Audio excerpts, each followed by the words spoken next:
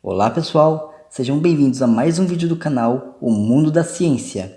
Hoje vamos falar sobre a mecânica hamiltoniana. Esse será um vídeo introdutório, sem se aprofundar muito no formalismo da mecânica hamiltoniana.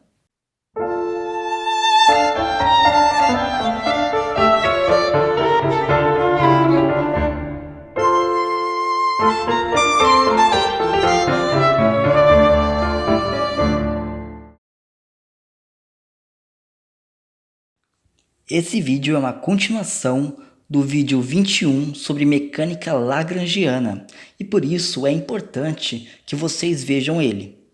Mas de qualquer modo, vou resumir. Em meados do século XVII, Newton formulou as bases da mecânica. O formalismo utilizado por Newton e contemporâneos ficou conhecido como formalismo newtoniano, que é o que aprendemos no colégio e nos primeiros semestres da faculdade. Porém, o formalismo newtoniano é pesado e redundante e exige muito esforço para escrever sistemas mais complexos. No final do século XVIII, Lagrange, em seu livro Mécanique analytique, desenvolveu seu próprio formalismo, a mecânica lagrangiana, muito mais versátil e dotada de um formalismo totalmente escalar. A mecânica lagrangiana consegue, sem muito esforço, descrever a dinâmica de sistemas bastante complexos e com um número grande de corpos. Isso porque o formalismo lagrangiano dispensa os vínculos e considera apenas variáveis de fato independentes, que passaram a ser chamadas de coordenadas generalizadas. Tais coordenadas são independentes e suficientes para descrever o sistema. E essas coordenadas podem ser inclusive ângulos, o que nos permite adotar de forma muito mais natural sistemas de coordenadas polares e esféricos. No centro desse formalismo está a função lagrangiana, que depende exclusivamente das coordenadas generalizadas e das velocidades generalizadas e, eventualmente, do tempo. É uma função escalar, que vale a energia cinética menos a energia potencial. E com essa função, podemos descrever a dinâmica do sistema através das equações de Euler-Lagrange, que é exatamente equivalente à segunda lei de Newton. Para cada coordenada generalizada, teremos uma equação. Então, num sistema com n coordenadas, teremos n equações de Euler-Lagrange. No século XIX, Hamilton fez um novo upgrade na mecânica. Desenvolveu o formalismo hamiltoniano, que depende do formalismo lagrangiano, como veremos, mas vai muito mais além.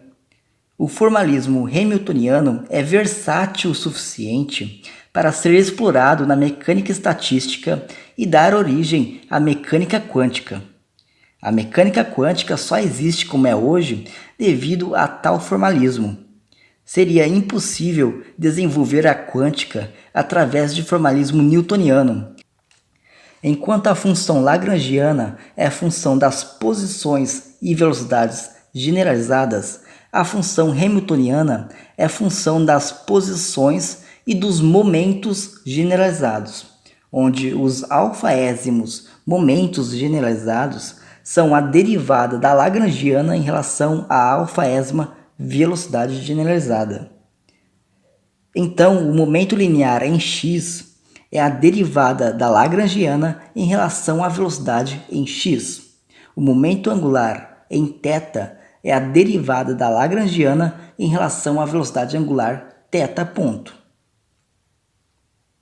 Podemos transformar a função lagrangiana na função hamiltoniana através da transformação de Legendre. Então, é necessário conhecer o formalismo lagrangiano antes de conhecer o formalismo hamiltoniano. Os dois formalismos são irmãos. Por fim, para moldar a dinâmica, temos as equações de Hamilton. No formalismo lagrangiano, temos n equações diferenciais de segunda ordem, Já no formalismo hamiltoniano, temos 2n equações diferenciais de primeira ordem. Além da versatilidade e simplicidade do formalismo, temos outra vantagem. Podemos, através das equações de Hamilton, notar as simetrias e as leis de conservação. Quando a hamiltoniana não depende explicitamente de uma variável Qα, dizemos que Qα é uma variável ignorável e que as equações de Hamilton são invariantes por transformações em Qα, ou seja, uma simetria. E veremos a seguir que para cada simetria temos uma lei de conservação.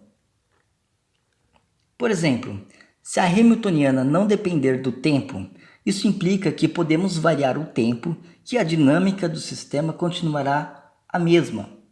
E digo mais, simetria temporal implica na conservação de energia. Neste caso, podemos reescrever a hamiltoniana de tal forma que ela é a própria energia mecânica, isto é, energia cinética mais energia potencial. Esse é o caso, por exemplo, do movimento de uma mola. Se a hamiltoniana não depende da posição x, isso implica que há uma simetria espacial, e nesse caso, quem se conserva é o momento linear em x. Se a hamiltoniana não depende do ângulo θ, isso implica que há uma simetria rotacional, ou seja, podemos rotacionar o nosso sistema em Δθ, que ele permanece o mesmo. A grandeza conservada, nesse caso, é o momento angular. Podemos verificar esse último caso em forças centrais, como a gravidade. Resumindo, se a hamiltoniana não depende de uma variável, isso implica que há uma simetria no sistema que conserva essa variável. Então, o formalismo hamiltoniano é um formalismo que já te dá, de forma direta, as leis de conservação. Não há necessidade de nenhuma lei adicional. Enfim, esta foi apenas uma introdução à mecânica hamiltoniana. Um assunto extremamente vasto, com inúmeras aplicações, até mesmo fora da física. O que mostrei aqui não é nem 1% desse assunto. Assistam também o vídeo sobre a biografia de M. Noether, matemática alemã que desenvolve um pouco mais a ideia de simetrias e leis de conservação. Bem pessoal, vou ficando por aqui. Se gostaram, deixem um joinha e se inscreva no nosso canal. Curta nossa página no Facebook, O Mundo da Ciência. Falou e até o próximo vídeo.